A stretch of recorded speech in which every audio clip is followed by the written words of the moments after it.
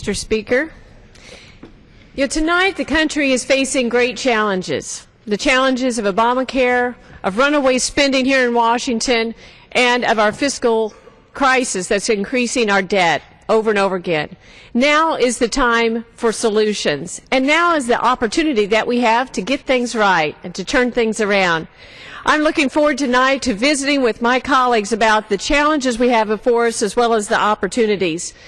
This situation that we're in today kind of reminds me of a story that I heard a few years ago, and I think it's very fitting to this time in history. This is a true story. There was a man who went hunting with his dog many years ago. And as he walked through the great outdoors and came back from his hunting trip, he noticed that his pants were covered with something that in Missouri we call cockleburrs.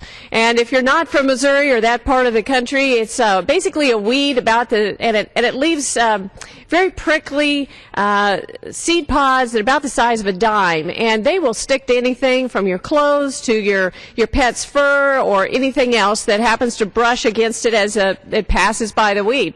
So this man got to looking at all of these cockleburrs on his pants and his dog when he got back, and he was trying to pull them off and clean them off.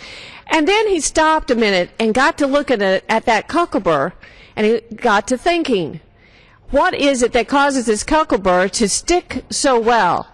And he wondered, is there a way we could use that same format to help provide some solutions? He thought about some friends who had arthritis that had trouble buttoning up their shirt and or zipping things. He thought about young children, and they have trouble fastening things together. And he thought, I wonder if we could take this challenge of this cockleburr and make an opportunity out of it. And you know what? He did. He invented something we all use every day called Velcro. And he laid the groundwork for what I think we need to do here in Washington, is take the challenges before us and use it as an opportunity in this point in history to create a better health care system that addresses the Americans' needs, that gets spending under control, makes government more efficient and more effective, and that also addresses our long-term debt and reverses course so that we will get out of debt as a nation and balance the budget. This is the opportunity that we have before us. I wanted to, before my colleagues shared their thoughts on this, I wanted to talk just a minute about the challenges that we have in Obamacare. There are so many reasons that at this time in history we've been taking a stand here in the House and saying it is time to reverse this onerous policy because the American people don't want it and it's hurting them. I wanted to share at least 7 things that are challenging about this law. The first thing is that Obamacare is causing an increase in premiums. I got last week an email from a constituent who sells insurance back home. And they were very distraught because they had a constituent come in, or a customer, who wanted to renew their health insurance. And after they figured out what it would mean through Obamacare, they discovered this customer was going to have to pay $1,500 a month. And that isn't even the full premium their employer would pay some others. So when you added it all up, this family, she had to tell them, was going to have to pay $18,000 a year for their health care. Now this makes the difference in that family whether they can send a child to college or not. It's wrong. We need to have some solutions here. Something else I heard today. I was visiting with a constituent who told me that they went on the exchanges to see what Obamacare would do to their health care premiums. What she found out is that her insurance next year is going to cost $200 more a month than she's paying right now. Plus, she's going to have a larger deductible, and her coverage is going to decrease. So she was obviously very upset. Obamacare is increasing premiums and increasing costs on Americans. That's wrong. It's time for solutions. Number 2, Obamacare is killing jobs. Despite what others on the other side of the aisle say, it is killing jobs. 1 in 5 small businesses report that they're letting employees go due to the new law. Others are deciding not to expand their business due to the new law. The Gallup survey this year found a staggering 41% of small business owners are holding off hiring new employees due to Obamacare, and 38% have pulled back on plans to grow their business. I have an example I wanted to share with you from my own district. I was visiting with a small business owner the other day. They're doing pretty well. They have a small business. It's been growing. And the exciting thing is, they said, Representative Hartzler, we want to open up a second location. We want to hire some new workers. We're very excited about it. But they looked at Obamacare and the requirements involved, and they said, we cannot afford it. If we open up the second location, hire new workers, we're not going to be able to keep going. And so they decided not to expand their business. Now, the thing that makes this extra tragic is in this town, there have been a manufacturing plant closed down over the last few years. There are hundreds of people in my district looking for work who would love to have that job. But because of Obamacare, they're not going to be able to do it. This business owner wants to expand, but they can't. That's wrong. Obamacare is killing jobs. That's why it's time for solutions. Number 3, Obamacare is reducing the take-home pay. You know, it's been many years since many Americans have got a raise. They're making do, but if anybody goes to the store like I do every weekend and buys groceries and other things for your family, you know that things are costing more and more. So we have a real problem here. Americans aren't getting pay increases, and yet the cost of living is going up. There are many businesses that are cutting back on their employees' hours because of Obamacare to get them under the 30-hour requirement. In fact, the U.S. Chamber of Commerce Small Business study showed that 27% of businesses have and will cut hours to reduce from full-time employees to part-time. So we're becoming part-time America because of this law.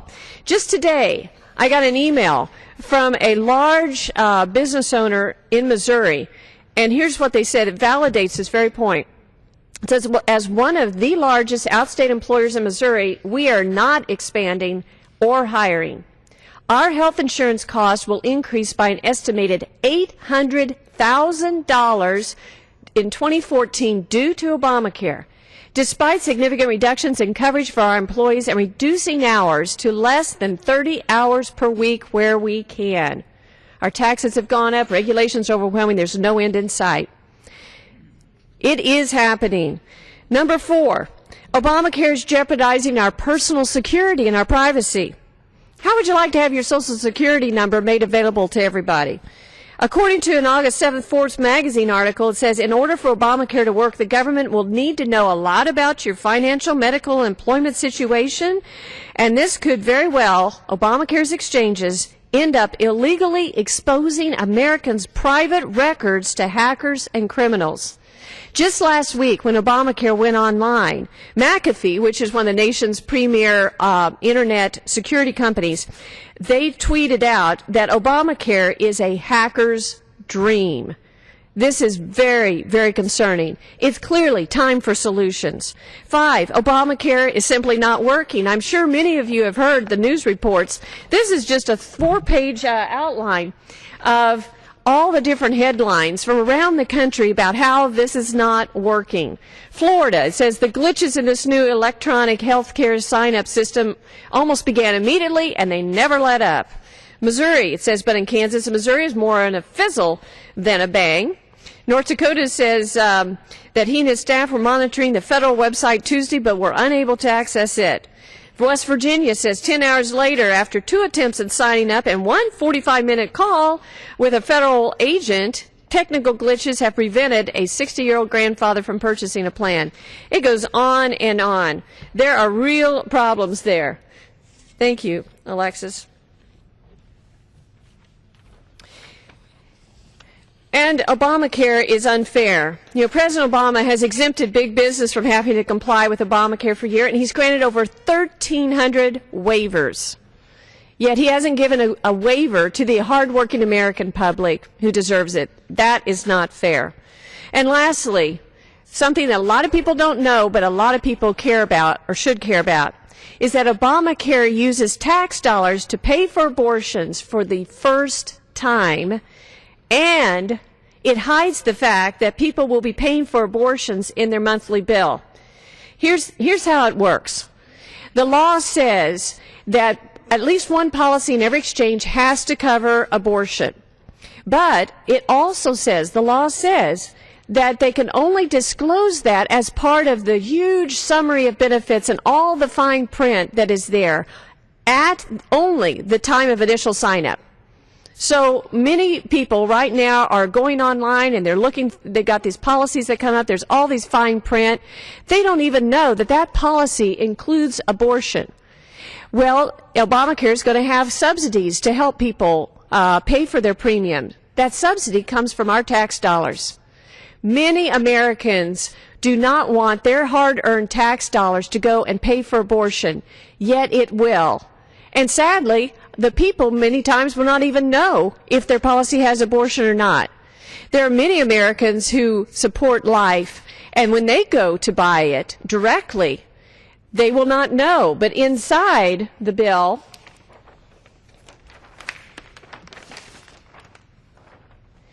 not only does it cover abortion, but Obamacare has what's called a secrecy clause in it that specifically says that that charge for the abortion fee cannot be listed in their monthly bill. So many pro-life Americans who value life unknowingly will buy an insurance policy that is covering abortion, and every month they will be paying their own hard-earned dollars to go towards abortion. It's just wrong. So clearly we need some solutions. And you know, Republicans do have solutions. We are putting forth a health care bill that replaces and is better than Obamacare. It allows for increased access and lower cost. And you're going to be hearing more about it in the days to come. But we call it the American Health Care Reform Act. There are better solutions. So we've got a lot of challenges with Obamacare, but this is our opportunity to make it better for the American people. And that's what we're going to do. We also have the challenge of huge debt crisis at this time in history. I know many of my colleagues here are going to share about that. But we've got to quit spending money we don't have. People at home are tightening their belt. It's time for Washington to do that too. And this is where we're at tonight, Monday night, October 14th, 2013. How this is going to play out, we don't know. But I know I'm going to continue to fight for positive solutions that are good for the American people. I'm going to be looking for opportunities to take the cuckoos of life and look at it and say, is there a way we can turn this around and make something good out of it? And I believe that's where we are right now. We can make something good of this situation. It's been hard on Americans. It's hard on families. There's a lot of uncertainty. It's been hard on us as members of Congress. But we can make something better than has ever happened before from this country. We can produce a health care bill that the American people deserve. We can rein in this runaway spending and get it right, make government more efficient and more effective. And we can address our debt crisis. We can do it. That is our challenge. That is our opportunity. That's why we're fighting. That's why we're here tonight. And I want to thank my colleagues who've stayed tonight to share their thoughts on this important time in history, this Monday night that we're at. And I'd like to yield to my friend from Utah, Chris Stewart.